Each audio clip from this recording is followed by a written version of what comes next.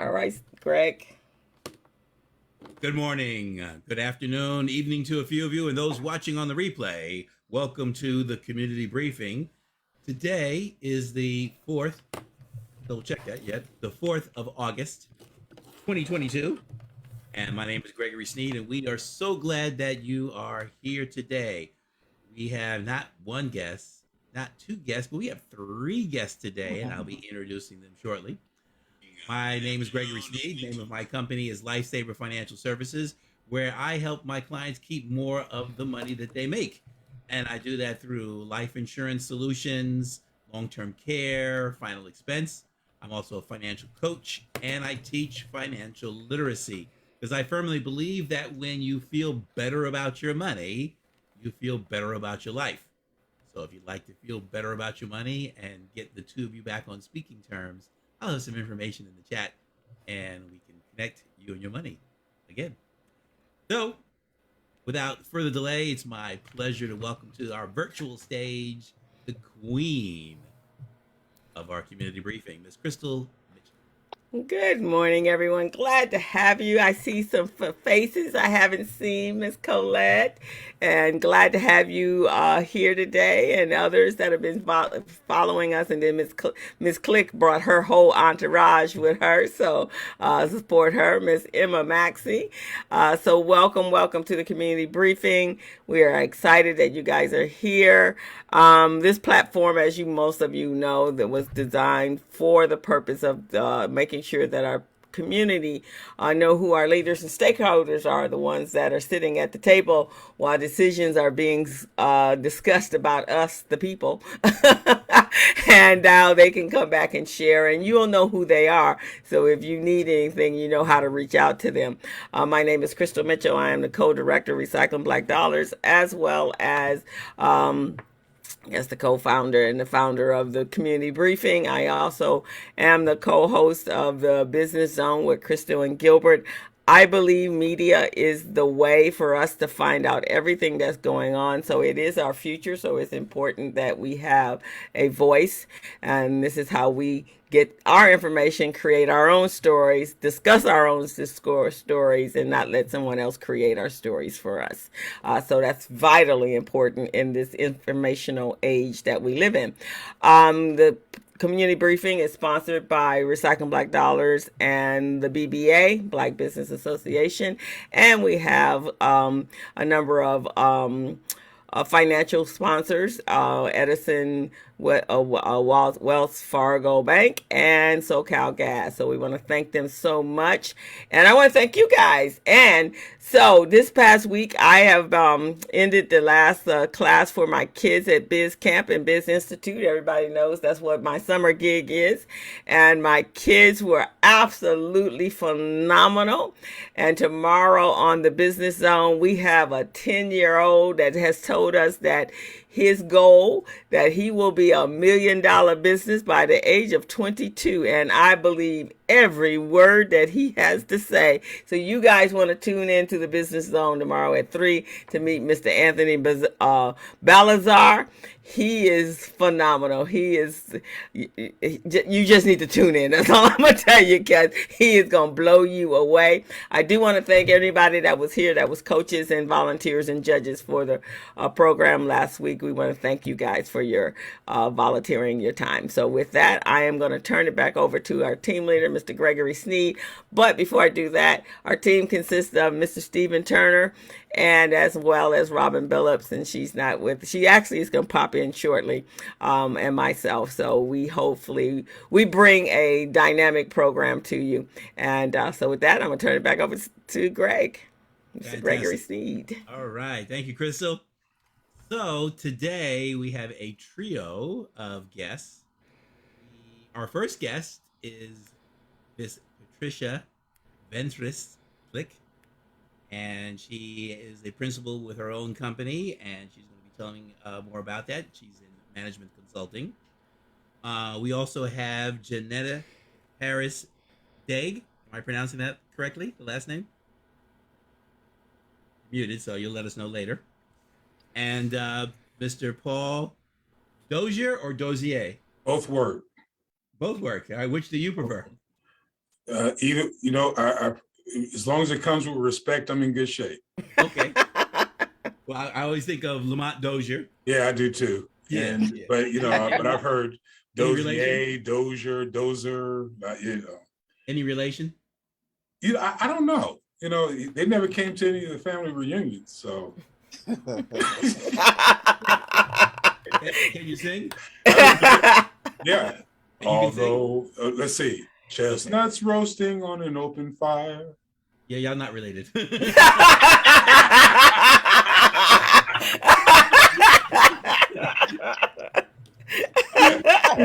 That's absolutely right. Yeah. Yeah, yeah. Who needs ancestry?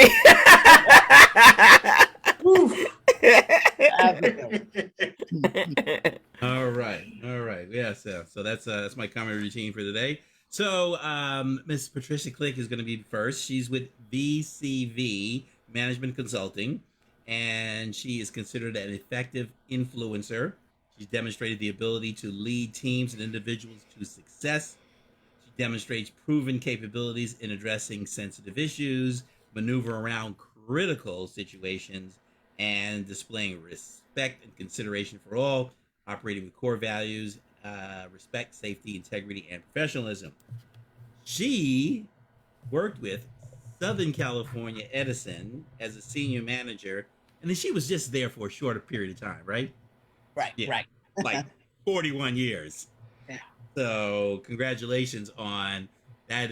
That's an extensive and long career, and which means you had to deal with a lot of adversity and challenges and new bosses. So you bring obviously a lot of that to the table in working with your clients. We have Janetta Harris. You're still muted. You still need Degree. Degree. Okay. Mm-hmm. And it's French origin, I believe. Yes. Okay. My husband. And My husband. yeah, I meant the name was of French origin. Yeah. Yeah. You all will share with us because I didn't have it in the bio. I always ask this: where did you grow up? So Pat and Janetta and Mr. Dozier will share with us where you're from and where you grew up. But she has over 40 years of experience in the utility industry, and she currently works with VCV Ventures as a principal advisor for the past 6 years. And she has a background in plan development, business resiliency, and education. She has completed several trainings with FEMA, and she's also founded a religious nonprofit called J-Joy Christian Ministries. And she has served as a pastor for 12 years before transitioning to a larger assembly. So she'll be sharing more about that with us. Then our third guest is Paul Dozier, and he is an insurance broker with his own insurance agency. And he's going to tell us about his why, his how, his what, and his who. He left out where. Okay. And but he's been an insurance producer, wealth strategy. He has his own company. He was also formerly with New York Life, and has been a licensed agent. He went to Vision International University. He has a diploma for the Academy of Radio, Television, Broadcasting, Kaplan University for his long-term care, and AD Banker. So, who's going first? Patty, you going first? I'm going to go first. Thank you for the introduction, and I appreciate the opportunity to even participate in the community briefing. So I would be remiss if I didn't do this first, since I see Southern California Edison Company as a sponsor, and I was there for 41 years and they trained me. There always has to be a safety message when we start all meetings. And the safety message here is to wherever you are, in your office, in your car, know your exit routes, know how to get out of the place just in case of emergency. Make sure you have 911 on your speed dial, and have a plan for your family and for for your home, just in case of an emergency. And we're going to talk about contingency plans later, but I have to say that otherwise I get in trouble. So my name is Patricia Click, and I'm a business owner, as Gregory stated, for Ventress Click Ventures, and I've been in business about 9 years. And I want to say I have some notes right here on the side of me, and I know what I want to talk about, but certain times I forget little key points, so you might see me look over there. Bear with me, it'll be just fine. I have a team here today with me, and we already introduced Paul. So Paul, thank you very much. He's a consultant for VCV. Janetta, we know her position with VCV as well. We have Merlin that's on as well, that she has participated and done some work for the company. And we have, oh, hello. And we have VCV LRG, that's Lucretia Grayson, and she's also a consultant in an executive position at VCV. So I want to welcome all of them here today, and let's get started. So that's the introduction. So Janetta and Paul will speak shortly. So the expected outcomes of today, at the end of this session, I want to talk a little bit more about business plans, because when we talk about excellence and achieve excellence, anything that we want to do, even on a football game, a basketball team, or etc., you got to have a plan. And a lot of times people do not have plans for their businesses, and that's why they fail. So we're going to talk a little bit more about the plan. Paul is my expert on the team for business plans, so he will elaborate a little bit more. So I'm going to talk a little bit about my background, because Gregory asked for that, and I will do that. A little bit about my background. I'm one of 3 girls. Merlin is one of my sisters. My other sister is Serba. She's not here. And we grew up in Los Angeles, California on 43rd and Main. Went to West Vernon Elementary School, Audubon Junior High School, Crenshaw High School, and then ended up at the University of Laverne. So I'm from LA. I don't live in LA right now. I'm in LA County, but I love Los Angeles, and I always will be part of it. And you know, it has my heart. Now I want to tell you about some of my background on my family. My father and his brothers owned Ventress Meat Market on Vernon and Wall for many, many years, and then expanded to another meat market on Washington Boulevard. My grandmother owned the Cleaners on Vernon and Wall for many, many years. My aunt had a market on Vernon and Harvard. My uncle had a liquor store on San Pedro. My aunt Cecile ran a laundry in Beverly Hills, serving many of our Black entertainers. She served Cab Calloway, Nat King Cole, Duke Ellington, and many, many other entertainers that have performed at the Dunbar Lounge Hotel, Lincoln Theater, and the 5-4 Ballroom. And then my mother, my dear mother, had a school, W.E.B. Du Bois, on 54th in Los Angeles. So I come from a background of a lot of entrepreneurs. My very first job was with Jimmy's Bakery in Leimert Park. And that was also a family-owned business. And I don't know if anyone's familiar with Jimmy's Bakery, but they made the best monkey bread in the world. So anyone ever go to Jimmy's Bakery? Familiar with it? Of course I did. Okay, Stephen. So that was my very first job with an entrepreneur. So I've seen a lot of people serve the African-American community, and they all, my family, including Jimmy and his family, all did it with dignity and pride. But I also saw a lot of Black businesses in my neighborhood. We had Pat's Record Shop. We had the Chip Restaurant. We had Mr. Davis's barbecue stand. But everyone participated, and everybody was just Black businesses. Everywhere I went in my neighborhood, where I came up, was a lot of Black businesses. And a lot, you know, of course, now they're all gone. A lot of them are gone, but there's still a lot of Black businesses that we can grow. So has the journey been easy? No, it hasn't, but I consider myself successful with the ability of the Almighty. So VCV, I said, what problem do I want to solve? Why do I want to be in business? Well, I want to kind of help small businesses grow their businesses, recognize the challenges that they face. And so that's what I do. I have my own personal clients, and I also work with other agencies. I work with PCR SBDC, and my boss, Colette, I think she's still here. There she is.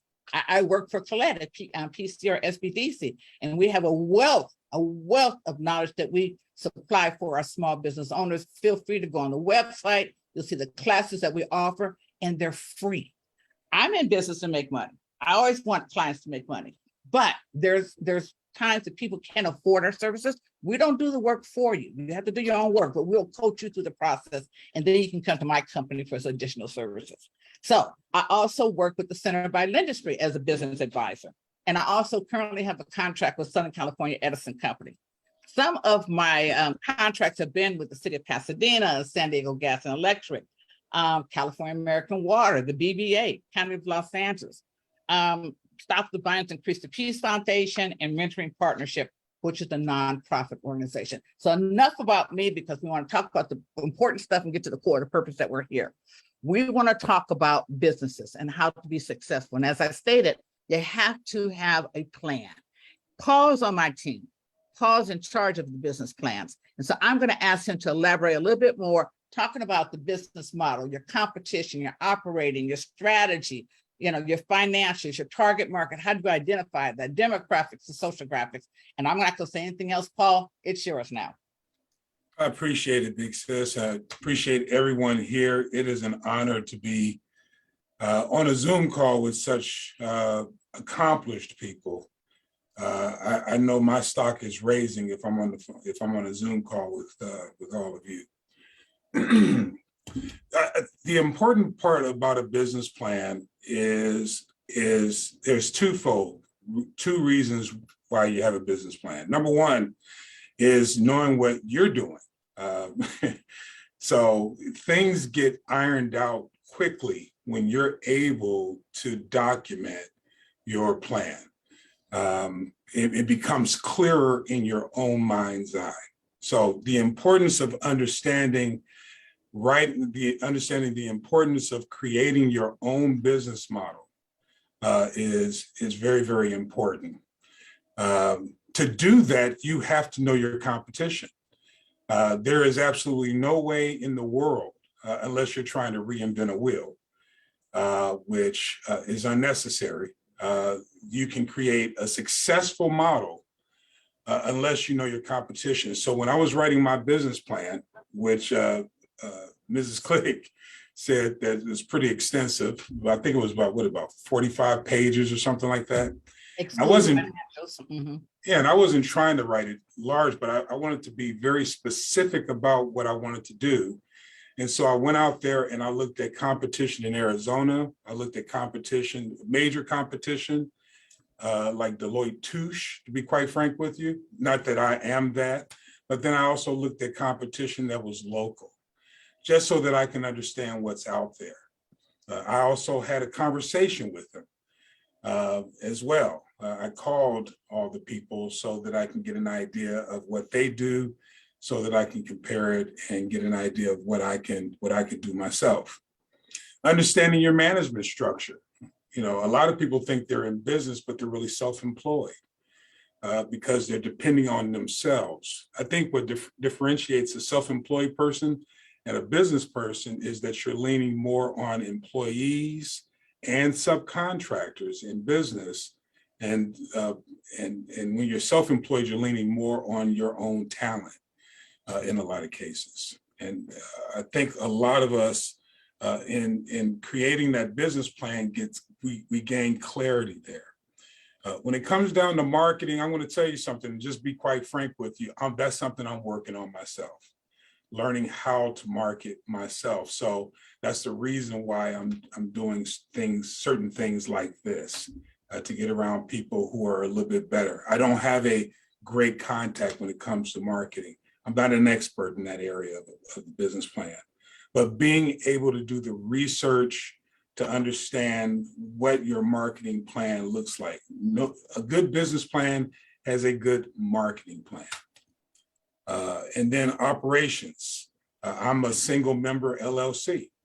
My operations leans on me as the president and also as the insurance broker. I think Gregory Sneed can appreciate that, being in the same industry that I'm in. So understanding how your operation works. One of the most important things is knowing what your target market is. And based upon what Gregory was asking me, I'm going to tell you, this is how I determine my target market. My why, my how, my what, and my who. That helps me to distinguish what my target market is. I believe success is possible for everyone. We only need to understand how it works.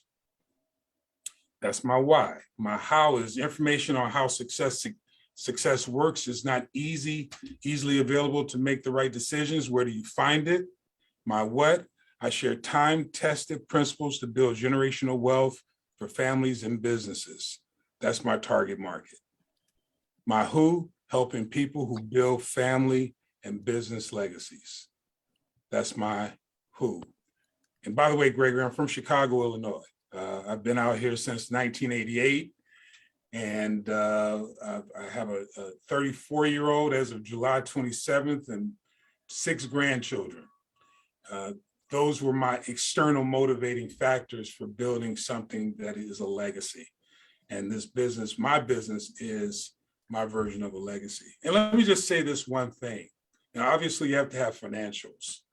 The financial part of it is crucial. Let me tell you the reason why. And I think I'm going to say something that most people don't necessarily look at.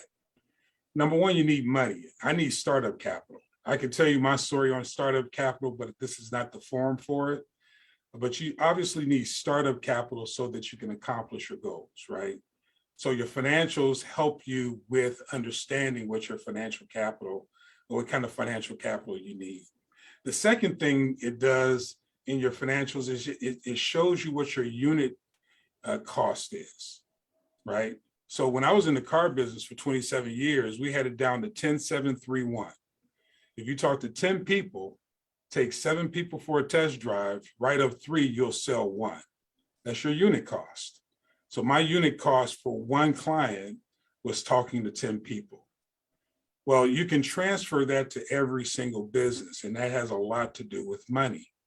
It may cost you $1,000 to get 1 lead, but you need to know what that financial unit is. And that's the last thing I'll say to that before I turn it over to Jean. Before you turn it over to Janetta, because she will be next.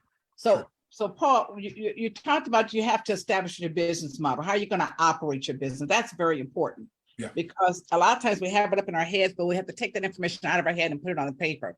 We want to document our path, because this path is going to be a roadmap for our success and how we move forward. And you mentioned also competition. Who am I competing against? What you did, you benchmarked against someone that was, a larger company, but you also want to benchmark against people who are comparable in size and length of time in business for yourself. Management is very important. You might have the idea, you might have the money, but you might not have the skill sets to manage. So everyone doesn't get along with everybody. Everyone's not a good communicator.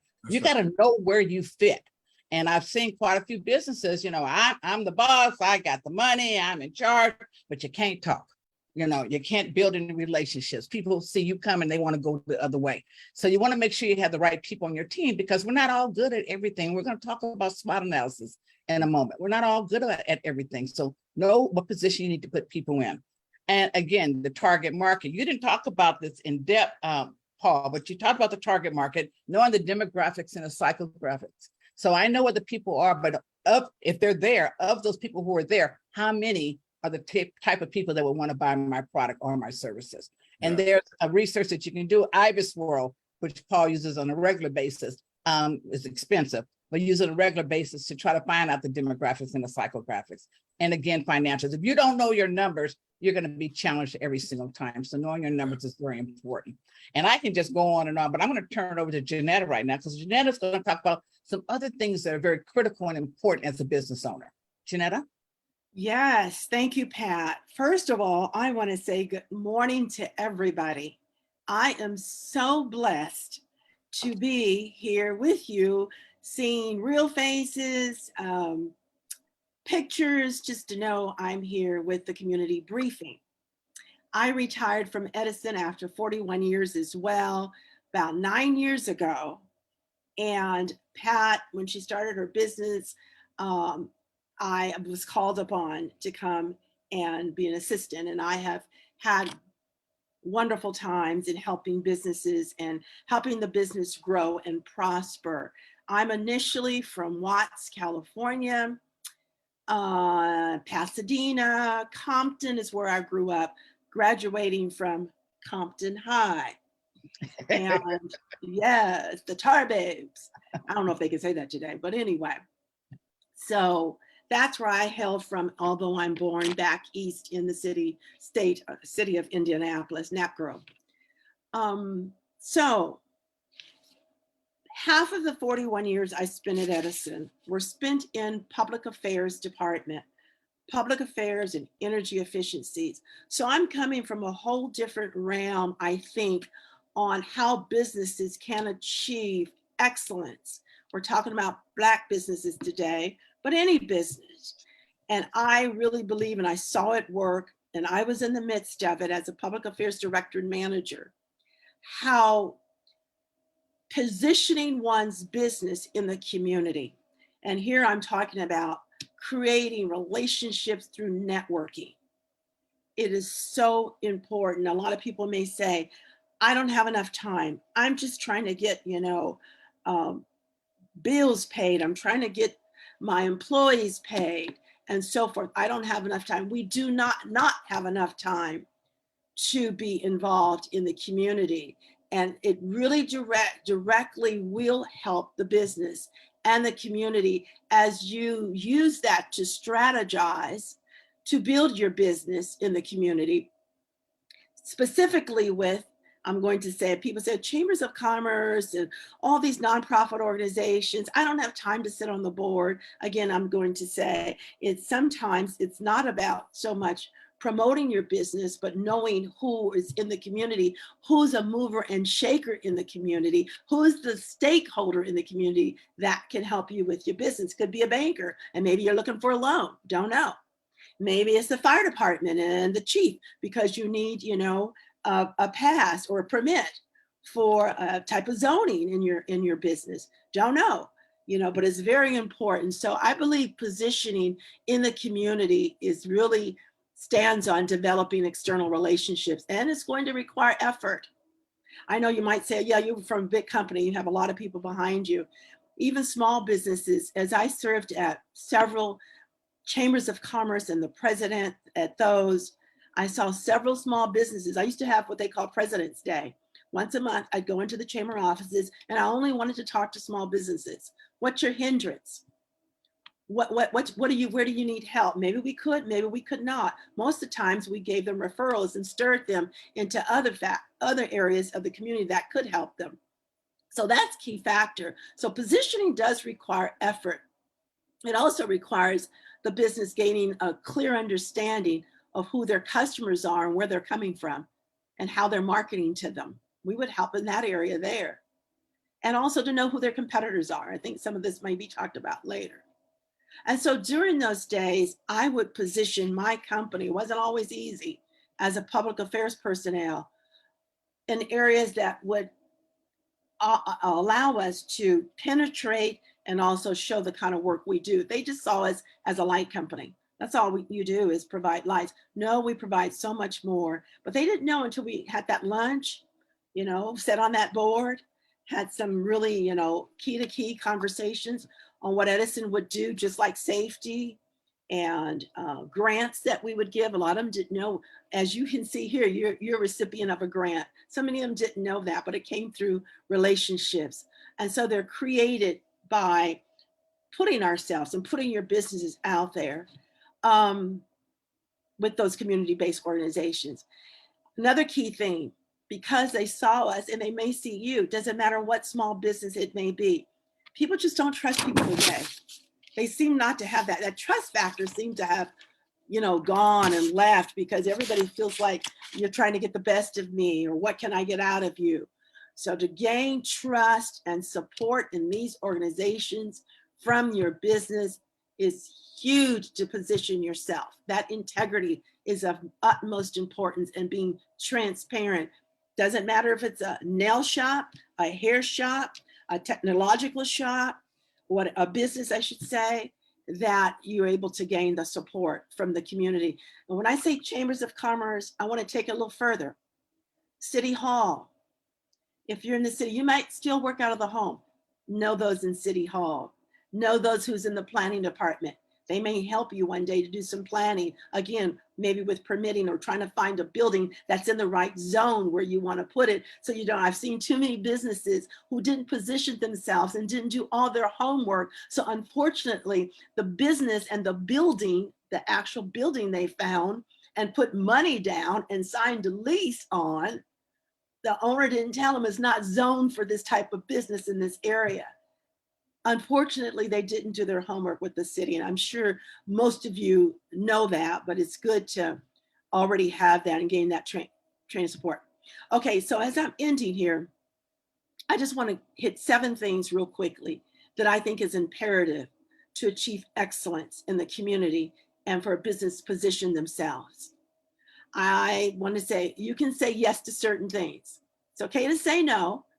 You might be just you, or if you have a staff member, it's okay to say yes to those nonprofit organizations, community-based organizations.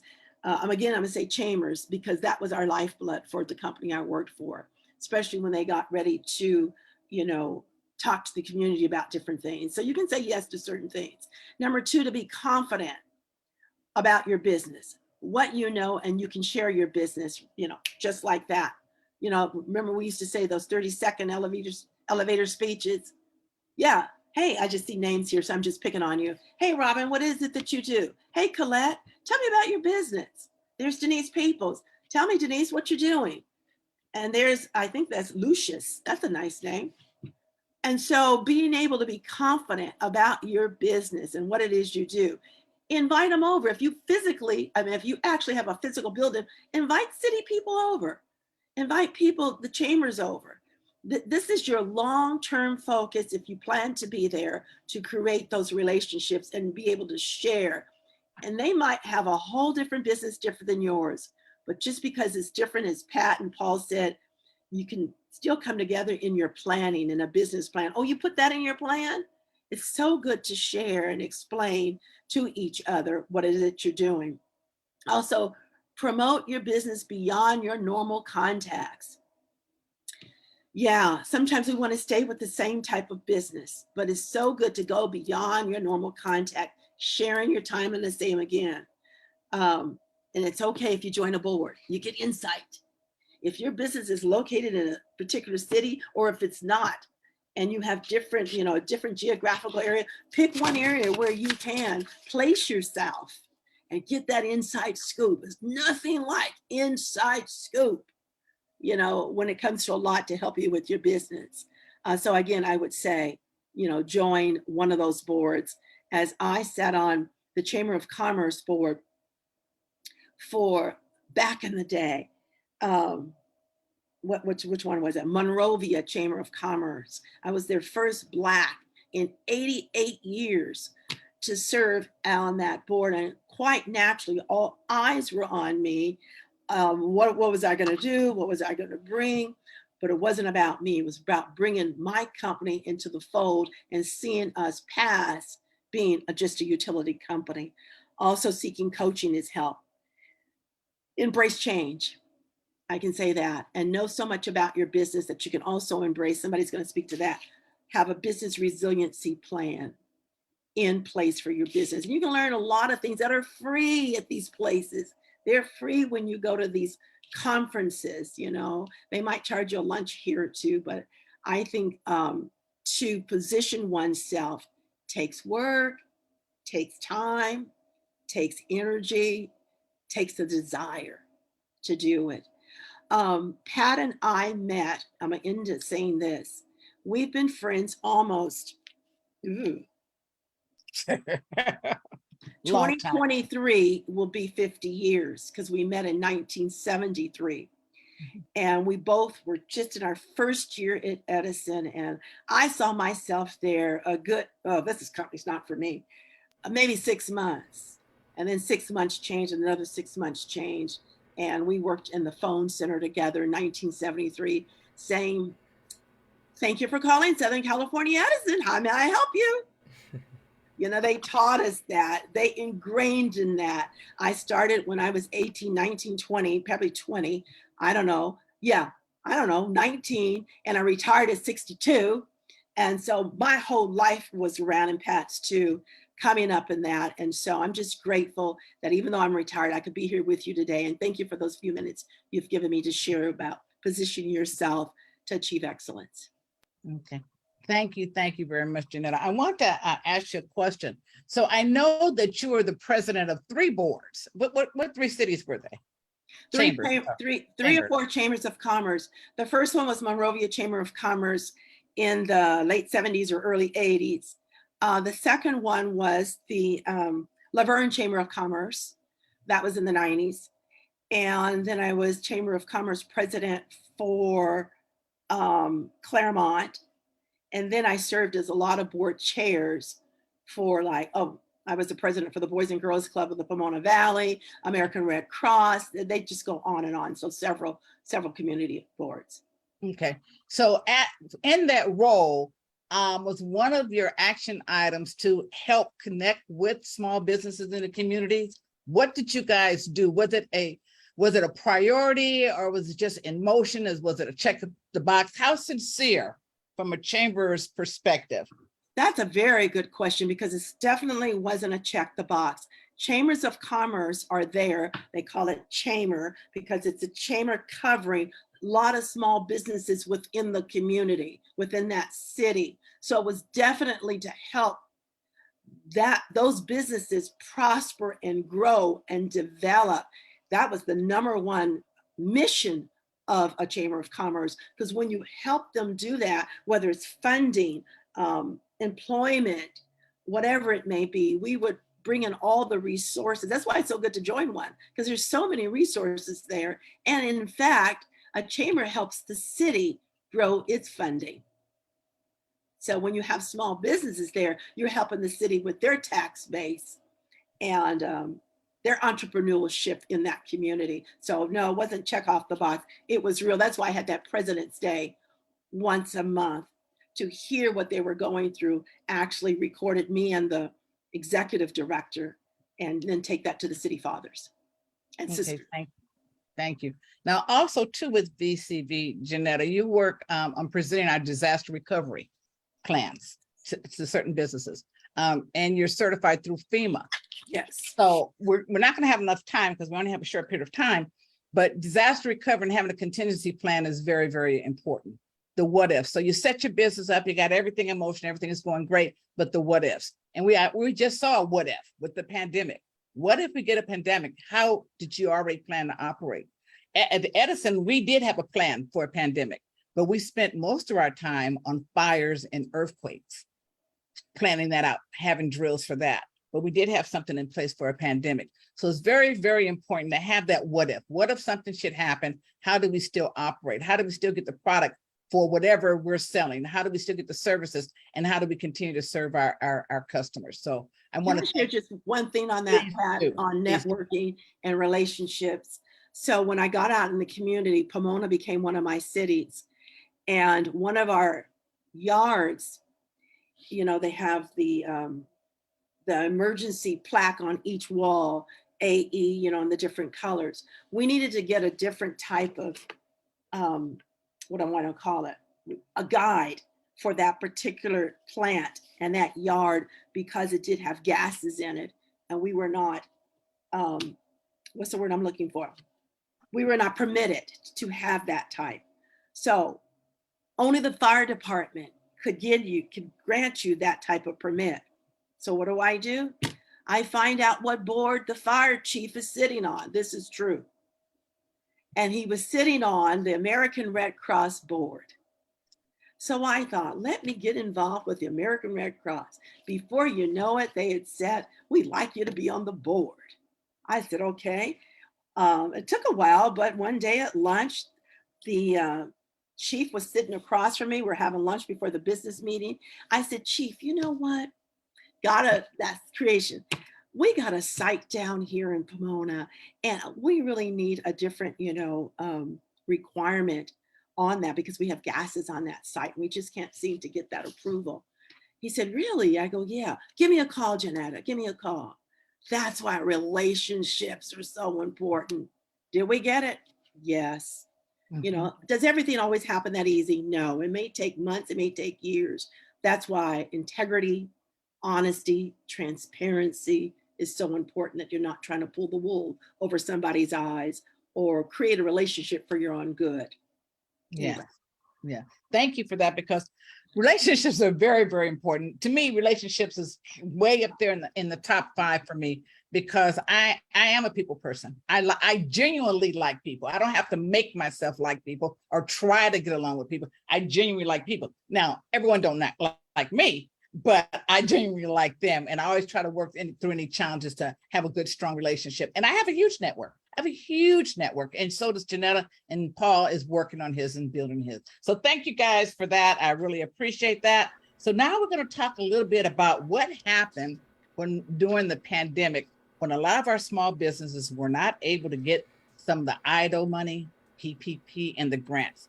Their back offices were not in order. And I think, if I heard this conversation brought up in this forum before, is that it's very important that you have your back office in order. You need to make sure you have the right licenses, the right permits, and that your accounting, is done properly. You have a business bank account, not just your personal bank account. And it's not a hobby, it's a business. You've registered with the state, you have your business license. It's a lot of things, a lot of components to make sure that you run a business. And a lot of our small businesses could not get any money because they weren't set up properly. So it's very important to make sure you do that. I want to talk a little, I got to look at the clock. They told me I only had 20 minutes. I want to look at, should I stop? I mean, should I wind up, keep going? Okay, I could go. So I want to talk about SWOT analysis. And I have one right here, and you can Google SWOT analysis on the internet. And then some of you guys probably already done one. I think everyone needs to do a SWOT analysis for their business and for themselves. Understanding what your strengths are, what your weaknesses are, the opportunities that you might have, and some of the threats. The strengths, you're good at those. You're already good at those things, and that's great. Keep on doing what you're doing. Your weaknesses, there's an opportunity to work on those weaknesses so you can develop those weaknesses into into strengths. Opportunities, you don't always know what opportunities might present themselves for you, but be ready for those opportunities, knowing what industry that you're in by preparing. And the threats. Who thought the pandemic was coming? You didn't know that. We didn't know that, and it hit us. So if you look on the internet, there's a lot of samples on there. I really strongly encourage everyone to do a SWOT analysis on your company.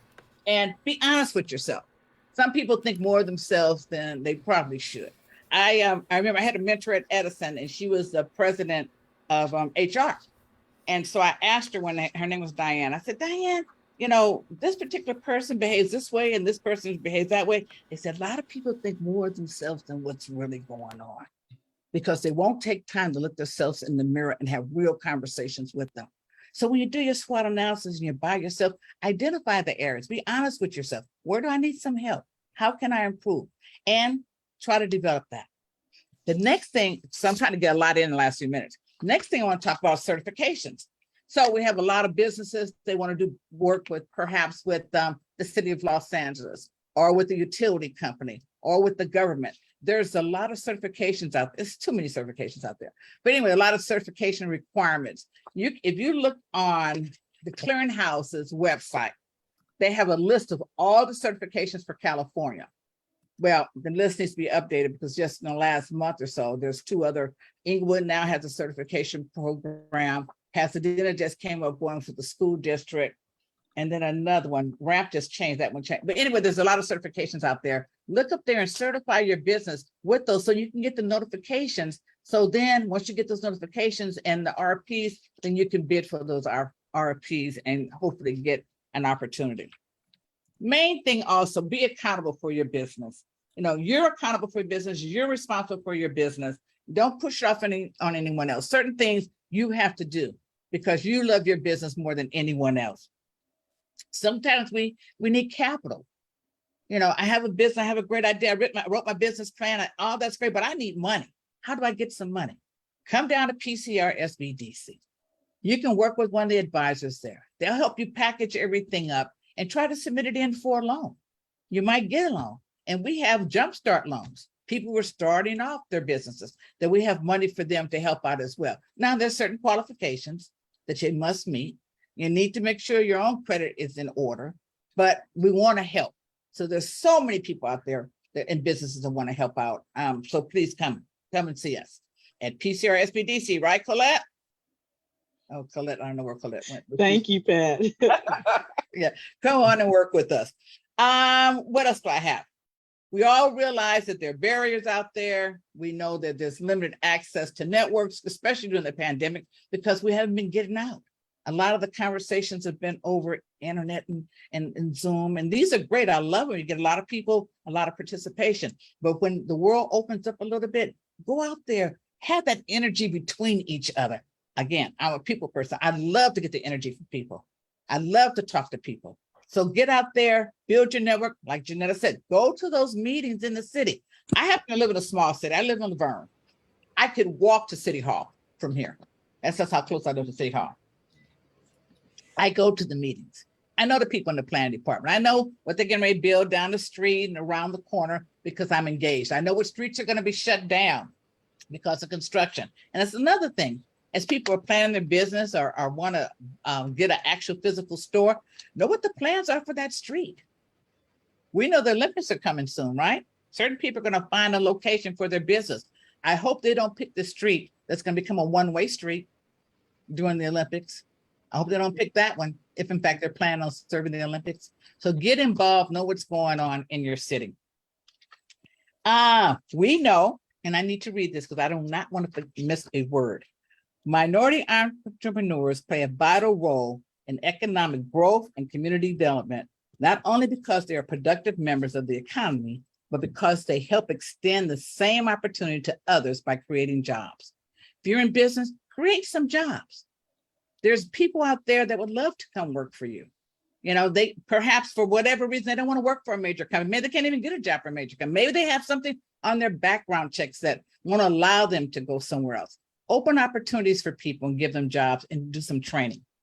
You can also help small business by supporting them. There's some nonprofits on this call right now. Get out there and support them. Make a donation to them. Help them. Depending on where you are in your social and economic scale, it impacts us differently. We're all different on all different sides of business. But regardless of your position, keep pushing. When you fall, just get back up. When I first started my business, oh my gosh, I didn't want to talk about it. But because I came from corporate America, I was a senior manager. I was running stuff on the California Edison Company. You know, when I walked down the hall, they knew who I was. I had the respect because they had to give it to me, and now I'm realizing that. But anyway, not all of that, but I had power. When I left, I had no power in this environment. So as I was talking to people and engaging with people, they were looking at me like I was crazy. And I'm like, oh my gosh, I got some work to do. I got a major contract with a major company, and I really wasn't ready for it because I didn't know how to operate as an entrepreneur. And I went in there and I fell fast and I fell hard. But I picked myself back up and I dust myself back off. You remember that? I dust myself off and I says, this too shall pass and I'm going to move forward. That's my attitude. So everyone that's here, you know, I encourage you to keep pushing forward. My company, and Jeanette, I think you put the information, I'm not sure, Yes. in the chat. If in fact we can do anything for you, again, if I can direct you to some free services, I will. But if in fact you want to hire our company for some services, we're available. And I thank you very much for the opportunity to talk today and have a wonderful day. Pat, that was absolutely awesome. So I've already invited you to the business zone where we got a 2-hour platform, so you can go on forever if you want to over there. and that will Paul and all of you are invited. This is what I want to say. I have met and Recycling Black Dollars, Edison has been a sponsor of RBD since Muhammad. So 34 years now. But I want to say this. Edison puts out some amazing executives who become these incredible business people and entrepreneurs and consultants after they leave the Edison world. You and Robin and Pat and Patricia, I tell you, I have met just some incredible people that have come out of Edison. Preach, Crystal. As I was building my network, and Janetta, I have to say you're absolutely correct. Sitting on a board, being part of an organization that's community based is probably the best thing that I ever did. When I was asked to co-direct Recycling Black Dollars, I was like, that's not in my business plan. And I was like, I don't see how that's going to project me where I want to go. And then I thought about like, oh, wait a minute. That is exactly what that's going to do. So all of you amazing people that are here on this platform that I've met over the last 35 years that I've been in business is because of the fact that I made a decision to sit on recycling, to be the co-director of Recycling Black Dollars. That's the best advice, I think, sitting on a board or being part of a nonprofit organization, because you're always looking for money. So that means you're always connected to the right people that can give you the money. So I definitely second that. So thank you guys all. You've been absolutely amazing. Greg, did you have anything before you leave? I think you're popping out soon. Yeah, I do have to pop out soon. But you know why Edison is able to do all that? Because they've got the power. Da, da, da, da. They got the power. They got the power. Give us some of the power, okay, please. And if you worked with Edison in the call center, you certainly were exposed to a number of personalities of individuals calling in, both positive and what do you mean you cut my electricity off? So what? I'm 5 months behind. So the challenge. No, you provided a wonderful information here. I also want to be inclusive of our other partners that come to join us. We have Vermont Slaton Economic Development Corporation. So in addition to PCR, and I think Colette, what's the new name on PCR? PCR Business Finance. Business Finance, right? So they are changing. They've done a branding, a rebrand. A rebrand. Yep. So thank you so much for joining us today. Crystal is going to continue on, and Stephen will be here. I've got a client appointment coming up at 12, so I need to be not on time. I need to be early, so I've got to leave here early. But thank you so much for joining us, and we'll see you next week. Stephen will fill you in on what's happening for next week. And Crystal, thank you, girl. Thank you, guys. Yes, Pat, you had a question? Yeah, I just had one more thing I wanted to share. Metrolink Trains has a program called Small Business Partnership Program. And if you go on the Metrolink Trains website and you click, I think it's doing business with Metrolink, and you just kind of click through and you'll find it. You can register for the program. I see a couple people that are in here in the room now that are part of the Metrolink program. It's a pilot program where they made a commitment to work with small businesses and try to give them some opportunities. And so what they're calling is a contract ready program. So if you go on the website and you register for the program, you will be contacted. And what they will do is get you contract ready. So when Metrolink has certain opportunities that lines up with your NACES codes, you will be notified. Now, the problem is this program has been in existence now about 1.5 years and is moving very slow. But again, there's a board approved program, so it's going to happen. But they're just trying to get out, work out all the kinks and things. And there's been a lot of changes within Metrolink, so Metrolink Trains. So I encourage everyone, small business owners, go in, Metrolink Trains, doing business with Metrolink, and sign up for the program. And the people that are in the room, and I know a couple right now that's already in the program, hold on. It's going to come. Something's going to come hopefully soon. And to those businesses, if you go on the Metrolink Train website and look at some of the opportunities that are already listed, if you find something that you line up with, you will get credit for the, you will get, I forgot how many preference points you get. You'll get some preference points because you are in the program.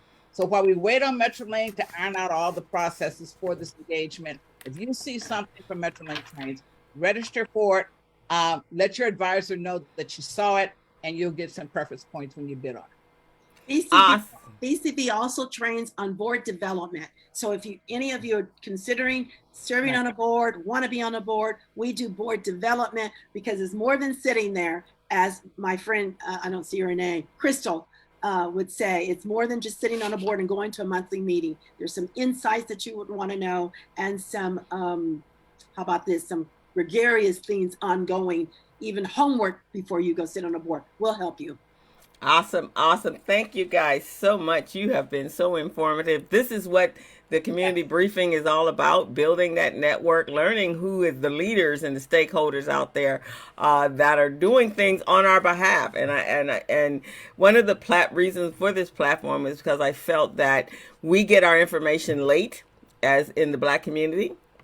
And when it is time to, you get it, it's like 2 minutes before it's about to shut down and we can't participate. So this is a way that this platform is there. So you learn this information early, just as Pat just told you, go over there to the Metro and sign up because it's so important. We can't change our economic status if we don't know what's happening and how to get in and when to get in and who out there can help you get in because that's so important to all of us. So I do want to thank you all for joining us. As I said, I'm going to have this amazing team on the Business Zone so that we can even continue this conversation, because this is a conversation that Gilbert and I have all the time as business coaches. This is the conversation I had for the last month with my youth entrepreneurs.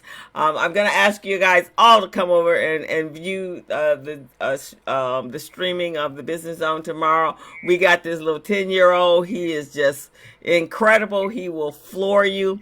I think Emma, you were there for the competition. We want to thank you. She probably met him, Mr. Anthony, and then a number of other kids are going to be on. But before we sign off for the day, I want you guys to take a copy of the chat because there's some valuable information in there.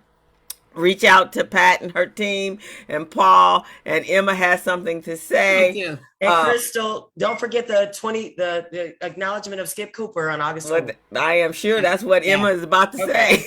Actually, I had something more important. I don't say that, but no, I don't know if any of you are aware. If you look at C-SPAN, the SBA had to go and testify on the idol, and just happened. They are going to look at some of the people that were denied getting funding due to the fact that we had run out of money. We did not run out of money. So they have to go back. It was a very interesting hearing. You can go back and look at it. And as I told you, I keep telling you, don't ever delete your paperwork. So they will go back and review people that were not funded for various reasons, and you have an opportunity to get that money. Wow. And the second thing, yes, I do want you to support the BBA. It's coming up. We're about, I think we just about have sold out. So there are individual seats. Anyone that's looking to come to that event, please get online, get your ticket, or get with someone that can give you a seat at the event. And you can also make a private donation. And you can definitely make a private donation. We want you to make a private donation. If someone provides a seat for you free of charge, we are asking in return that you make a private donation and make it to the Earl Skip Cooper Foundation. That way that money go to him. Thanks, Emma. Okay, so I'm going to see you later, talk to you a little later, Emma. Yes. I do want to thank you guys. One thing before we close out, I don't know how many of you guys know Clifton Mosley and Faye.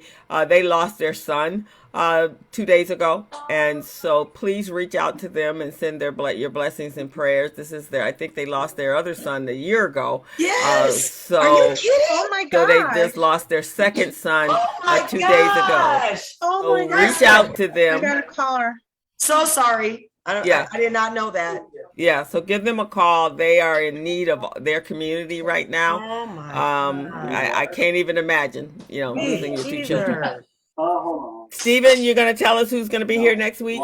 Crystal, yes, next week we have the privilege of having Denise Taylor, former assistant director of the USC Black Alumni. She's now an executive recruiter with Linda. Hello? Yes. Okay. So Denise Taylor, who's an executive recruiter specializing in the nonprofit world, working for one of the largest executive recruiters in the nonprofit world. So join us next Thursday, 11 o'clock. Denise Taylor. Thank you. Robin? Hey guys, what a wonderful show today. This was so informative. I just wanted to share that John J. Kennedy, who was the city council at the city council for Pasadena, got his wings. He made his transition. There's going to be a memorial service in September, but I just wanted to make sure that the community knew that we lost a giant who was a huge supporter of our, businesses and housing and what have you. The Kennedy family has been in the Pasadena area since the early 1900s. Very, very impactful. And I'll be sharing some more information. But, you guys, we have to check on each other. We really do have to keep up with each other and check on each other and keep each other prayed up. And Patricia, you knocked it out the park. You and your team. This was wonderful. Thank you. Thank you. I want to piggyback on John. John called me about 2 months ago. And out of the blue, I hadn't talked to John in years. And he worked at Edison as well. And he called, I just called to check on you, just see how you're doing. He didn't say you're sick, he didn't say anything. And I thought that was kind of weird. But I think he might have been just kind of checking in with a few people, knowing, I don't know. There's something. You're so correct, Robin. It's so important. If I don't use Facebook for anything else, that's what I use it for. I use it to stay connected to people, especially during this time, during the pandemic, when we're not seeing each other all the time. So please reach out, but reach out to both John's family, because I saw that a couple of weeks. I was just ready to mention that, Robin. So thank you very much. And then Clifton, I just saw that 2 days ago. So utilize your social media, if nothing else, your Facebook. That's how we reach out to each other. And but please reach out to his family, because that's pretty devastating to lose both of your children. I don't even know how you handle something like that. Before we sign off, Renee, you're on mute. I just wanted to mention again that there's still a lot of employee retention credit money out here through ERC. It's administered by the IRS, and the money is for people who had problems during COVID. And I'm one of the people that pushes this program, and there's $400 billion. I can't get any Black people to get it, but everybody else is getting it. So I'd just like you to let your constituency know that the money is there for profit and nonprofit businesses up to $26,000 per W-2 employee. And those people who are in startup recovery businesses, they are getting up to $50,000 per eligible quarter.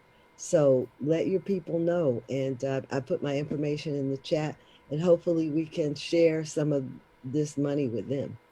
Thank you, Renee. Yeah, okay. Also, Colette just put in the Hello Alice grant. They're still out there, and they have been quite, I think they're the only one out there that's still giving away money. So make sure you apply and share, and Renee's group. So please share. Thank you, Pat. Thank you, Janetta. Thank you, Paul. This show will be on the YouTube channel, and it's also on our Recycling Black Dollars' Facebook page. Please share. I'll make sure you guys get it so that you can share it out. Let me put our intro in it. I got to edit it up a little bit, and then I will send it out to you guys so that you can forward it. Amini, hello, how are you? I think there's congratulations in order for you, girl. You've been doing some things out there. Congratulations for being the phenomenal businesswoman that you are. Keep it up, and we are here to support you in every way we can. Thank you, my sister. I really appreciate it. I mean, we're nothing, we small businesses, we're nothing without you guys. I mean, you contribute to what we do, the Crystals, the Past, the Emmas, and I can't mention everyone, but thank you for all you do and supporting the community. The best we can do is give back, right? Being a member of National Society of Black Engineers, we have this saying, pass the touch. We need to pass that touch to someone else, giving them the opportunities to be able to go to school, because we've been given the opportunities. So we want to do the same for, our community. And I want to continue doing that. And I'm hoping that other businesses will do the same. But thank you again. Thanks. Thank you. Wow, I feel honored. I'm up there with Pat and them. Colette and Emma. So please, thank you, Amini.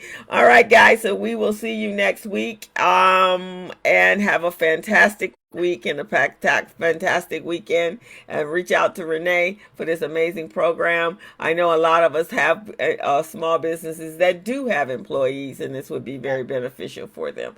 So thank you guys. So we will see you guys next week. Have a fantastic weekend, and let's support each other, and let's uplift each other. That's what we need to do in our community. It's so important to raise each other up to our greatness. Bye-bye, everyone. Thank you. All right. Come back next week, though. Bring a friend, couple friends. Amazing as usual. Thank you.